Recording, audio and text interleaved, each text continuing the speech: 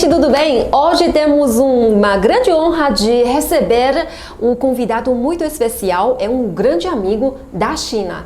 Ele é mestre em políticas públicas, é especialista em relações entre Brasil e China, é geógrafo e também técnico agropecuário. Então ele é o nosso professor Vladimir Mildon Pomar. Muito prazer em receber o senhor e seja muito bem-vindo ao nosso estúdio 16. Muito obrigado, eu também estou me sentindo muito honrado de estar aqui com vocês. Sim, então além daqueles títulos e cargos que já citei, o professor ainda tem muitos outros, como embaixador da amizade Shandong Brasil e assessor especial de Liaoning, pesquisador associado da Rede China América Latina, do Centro de Estudos da Ásia e do Instituto de Estudos da China, da Universidade Federal de Santa Catarina.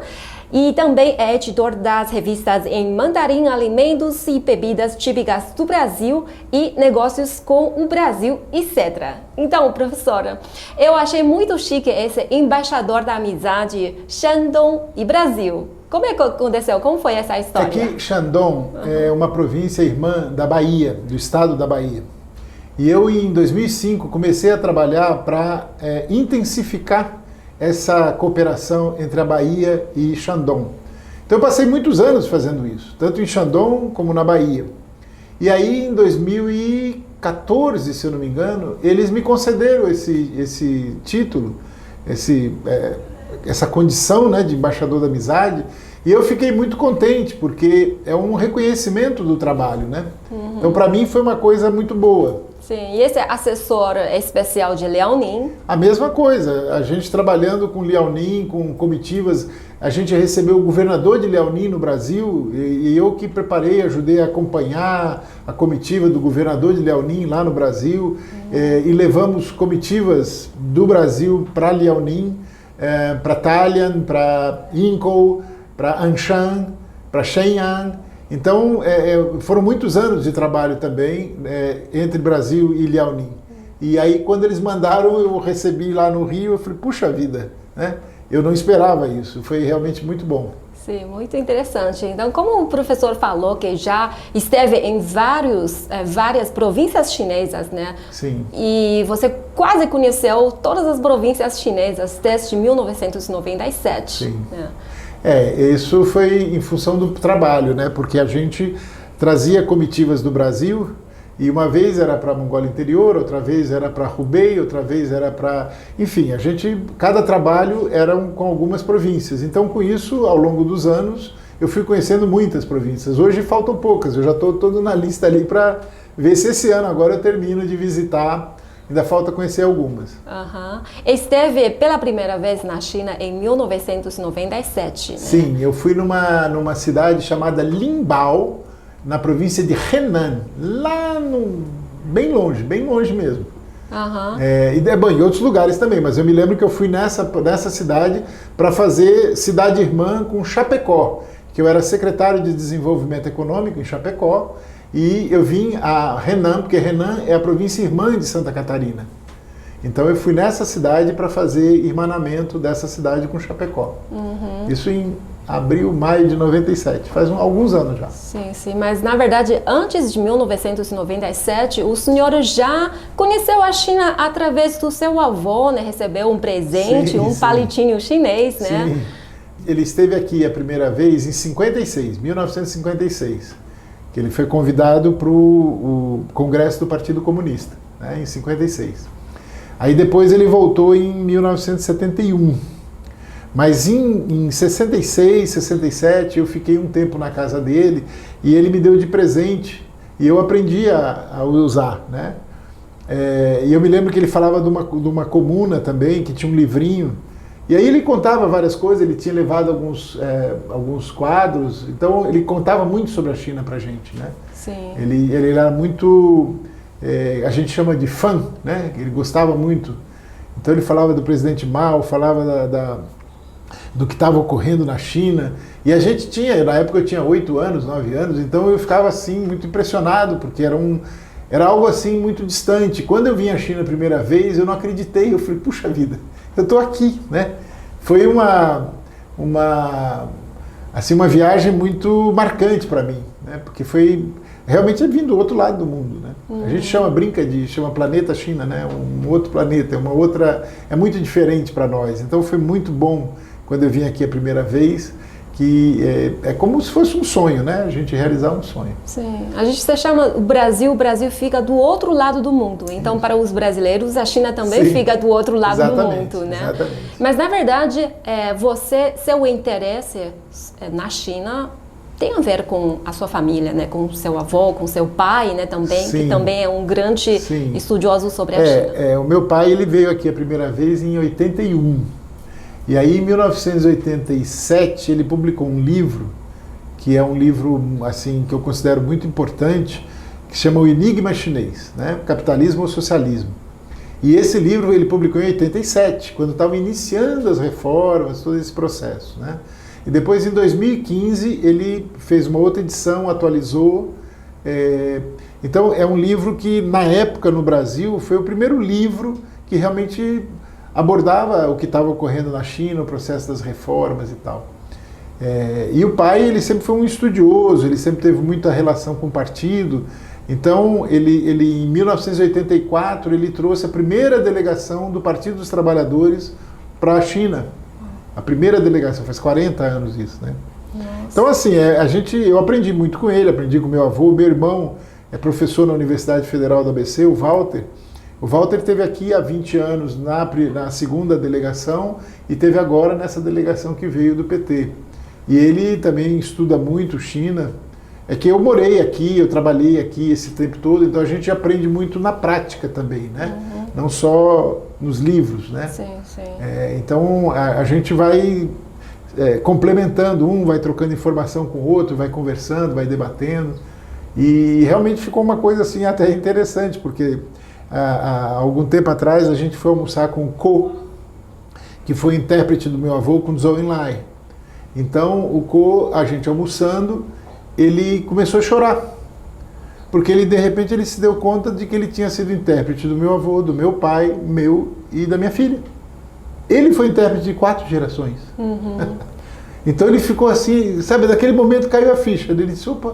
Muita emoção. Muita né? emoção. Foi muito, eu estou falando, eu estou emocionado também. Sim, sim, sim. E aí a sua filha também, agora ela tem uma ligação com a China. Sim, ela esteve aqui 3 vezes. Agora ela está fazendo doutorado em música, então ela está em função do doutorado dela. Mas ela esteve aqui 3 vezes, 2 vezes com meu pai, na questão da feira, que meu pai, da Exposição do Brasil, que meu pai organizou. E uma 3ª vez ela veio só para fotografar, que eu, entre aspas, né, eu contratei ela só para fotografar. Eu falei, não, você vai lá só para fazer, porque eu dou curso sobre a China, né? Sim, sim. Então eu uso fotos da China, que a gente fez nos cursos. Então todas as aulas, tudo que a gente mostra, tudo com fotografia, né? Fica mais interessante para o pessoal, né?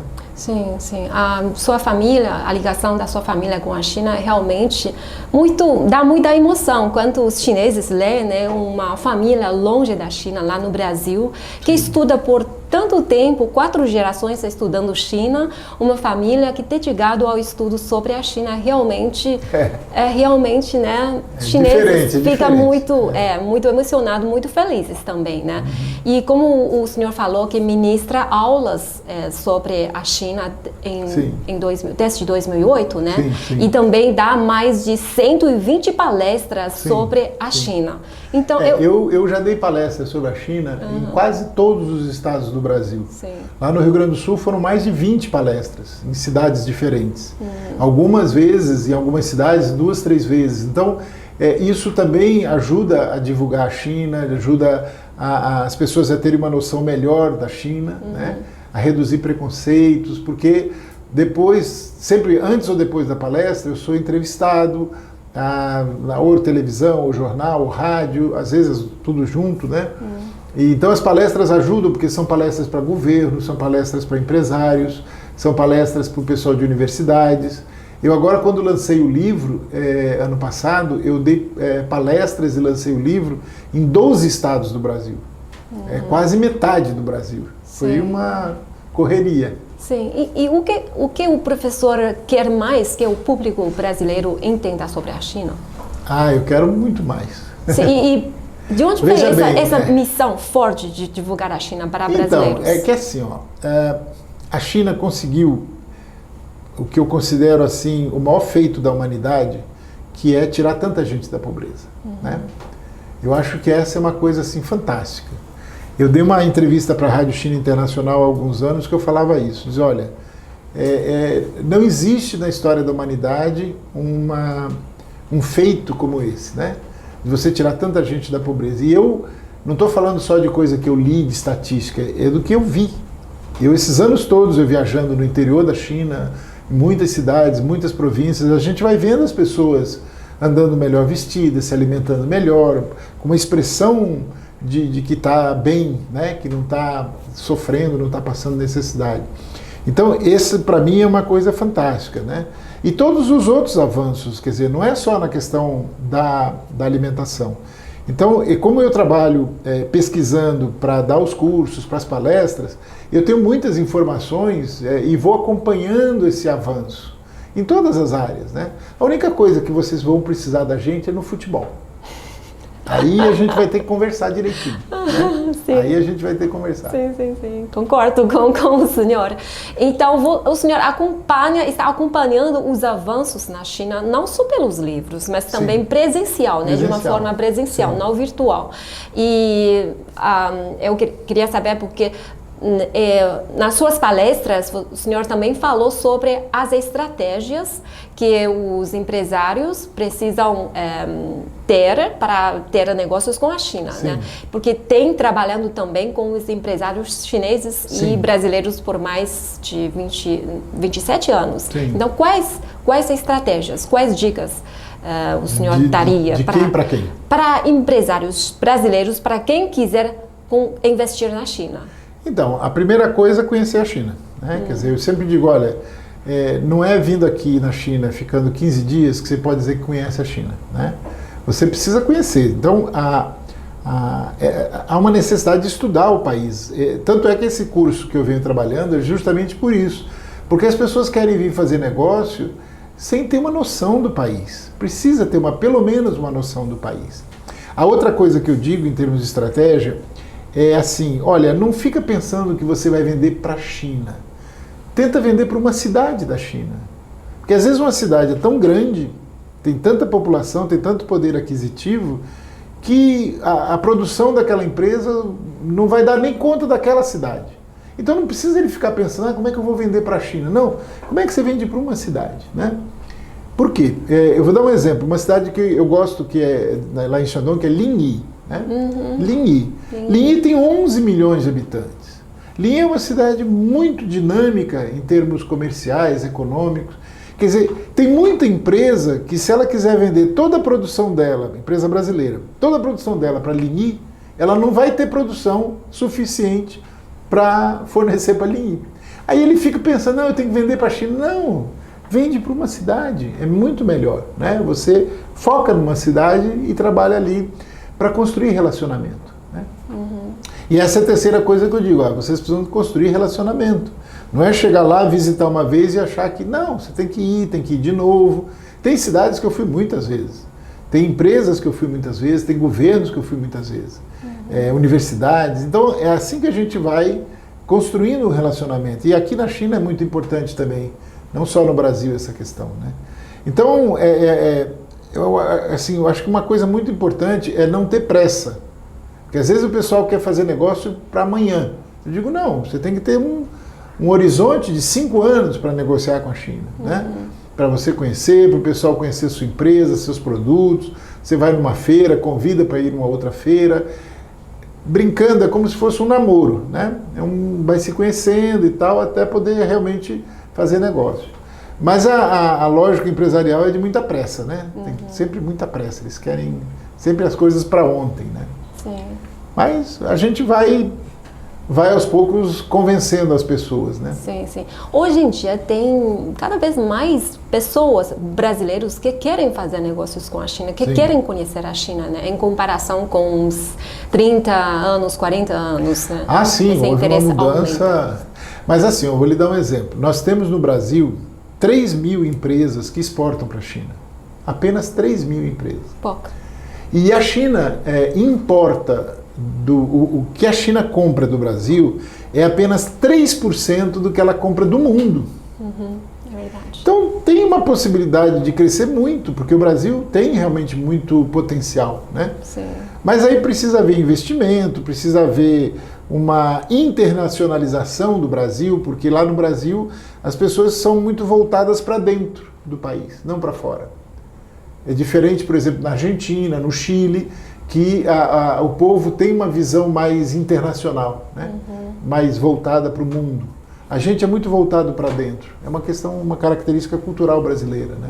Sim. Como o professor, o senhor também é um técnico agropecuário, né? Conhece bem essa área de agricultura. Você acha que além de produtos tradicionais como soja, carne e minério de ferro, o que o Brasil pode vender mais para a China? Então, a gente tem uma variedade de produtos alimentares, de produtos que a gente chama da biodiversidade, enormes. Então eu vou lhe dar um exemplo. Lá na Amazônia tem um óleo chamado copaíba. Ele é um óleo com propriedades medicinais. E é um produto extrativista, não se planta, não. Eles extraem da natureza. Aí você tem pau-rosa, você tem andiroba, que são nomes estranhos, né? Mas são nomes da Amazônia. Então é muita coisa que as pessoas nem sabem que existem, que tem propriedades medicinais, que são muito bons para a saúde, são muito bons para várias, várias utilidades e que ainda são desconhecidos. Aí você tem o guaraná, que é uma planta também da Amazônia, que, assim, há uma variedade de castanhas, de nozes, de produtos alimentares hoje que a gente produz de maneira orgânica ou agroecológica, né, que não usa veneno, que a gente vai trazendo. Eu acho que a gente vai ter um avanço muito grande nos próximos anos na relação com a China desses produtos diferenciados, porque são produtos que as pessoas não conhecem e que só tem lá no Brasil. Ou no Nordeste do Brasil, ou no Cerrado, que é na região do Centro-Oeste, ou na própria Amazônia, né? Tem peixes também tropicais que só existem lá, né? Com sabores diferentes. Enfim, há uma quantidade muito grande de produtos da natureza, alimentares, fitoterápicos, né, para a saúde, para perfume, para produção de perfume, produção de cosméticos, que a gente vai poder avançar. E nós estamos fazendo um trabalho, o Espartaco e eu tivemos visitando agora em Zhejiang uma empresa que nós queremos produzir bambu em cooperação com a China, né? Produzir bambu, produzir muita coisa a partir do bambu. A gente quer importar máquinas da China para fazer produtos com isso, porque o bambu agora ele está sendo colocado como uma alternativa ao plástico. Isso. Né? Então tudo que o bambu já na cultura tradicional chinesa já se conhece, além de tudo isso tem essa possibilidade de usar como uma alternativa ao plástico. E isso é uma coisa muito importante, né, do ponto de vista ambiental, evitar a poluição que o plástico proporciona. Sim. Então a gente está trabalhando nesse sentido. Nós vamos daqui a alguns anos ser bambuzeiros. Que vamos ótimo. produzir bambu, da cor da tua roupa. E quando a gente também faz lives, né? E sempre tem nossos fãs ou seguidores, eles nos perguntam: eu sou brasileiro, eu quero trabalhar na China, o que eu posso fazer na China? Tem algumas dicas para eles, para quem quiser vir à China? Pois é, essa é uma questão interessante, porque as pessoas quando perguntam isso, assim, eu acho que quem vem para a China, eu me lembro de uma moça que veio para cá num grupo de dança. E aí ela conseguiu uma bolsa da Embaixada do Brasil para aprender mandarim. Então ela ficou aqui mais um ano aprendendo mandarim e ela começou a trabalhar com essa questão de dança, né, dança brasileira. Tem várias possibilidades, agora depende do que a pessoa sabe fazer também, né? Porque, por exemplo, na China existe um mercado de trabalho muito competitivo. Sim. Então a pessoa tem que saber alguma coisa diferente, tem que saber alguma coisa que ela possa fazer, que ela faça de uma maneira que interesse mais, para ela ter esse espaço, né? Sim. Então eu acho que um exemplo, se a pessoa é do Brasil e quer vir para cá trabalhar aqui, ela pode trabalhar fazendo a conexão com o Brasil que vem para cá, né? Porque as pessoas que vêm do Brasil não conhecem. E aí, se tem um brasileiro, uma brasileira aqui que está morando, que está trabalhando, que está fazendo essa ponte com quem vem do Brasil, é uma alternativa interessante em termos profissionais, né? E este ano comemoramos os 50 anos do estabelecimento das relações diplomáticas entre Brasil e a China. Brasil e a China. E o que a gente pode esperar dessa relação China-Brasil? Olha, a minha opinião é que a gente possa esperar uma intensificação, né, da área cultural, da área esportiva, da área de ciência e tecnologia, da área humana também, né, porque a coisa é muito negócios, né? Desses 50 anos, o que mais cresceu foi a parte de negócios, de business, né, de dinheiro. Então a parte humana eu acho que é muito importante, quer dizer, esse intercâmbio na questão esportiva, por exemplo, vocês podem nos ensinar muito, e eu espero que vocês ensinem, sobre o tênis de mesa, né, o ping-pong. É verdade, eu fico impressionado com a habilidade de vocês. O mahjong, né? Mahjong. Que é também muito difícil, né? Eu espero que também a gente possa aprender. A questão do futebol, eu acho que dá para fazer uma parceria boa, mas vocês têm hoje um desenvolvimento na área esportiva enorme. Basta ver o que as Olimpíadas, a cada Olimpíada, vocês foram melhorando. Na questão cultural, eu acho que a gente precisa intensificar muito o intercâmbio.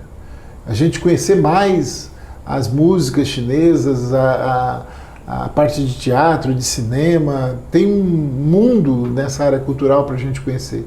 Nós, inclusive, estamos preparando um livro de fotos sobre a cultura da China.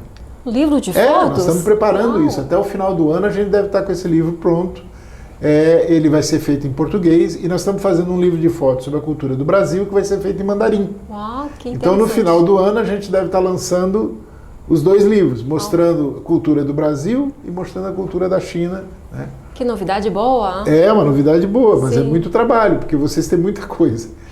Sim. Para a gente conseguir saber uma parte, pelo menos, do que a China tem na área cultural, nós estamos apanhando. É muita coisa, muita coisa. Mas vai dar muito resultado e muito... Sim. Valeu, né? Valeu esse livro. Eu sei que o senhor lançou no ano passado o seu livro sobre a China, né? A gente vai deixar para a segunda parte do nosso bate-papo. Ok. E então, para quem quiser saber mais sobre a China ou quem tiver interesse na China, na cultura, vocês também podem acessar o portal Amanhã, né, que o senhor escreveu frequentemente, publica artigos sobre a China, sobre a relação desde China. 2007. Desde 2007, né? Então vocês podem procurar os artigos do senhor Vladimir Milton Pomar. Lá é só Milton Pomar. Milton Pomar. Então o senhor também pode deixar o link desse portal para os nossos seguidores, espectadores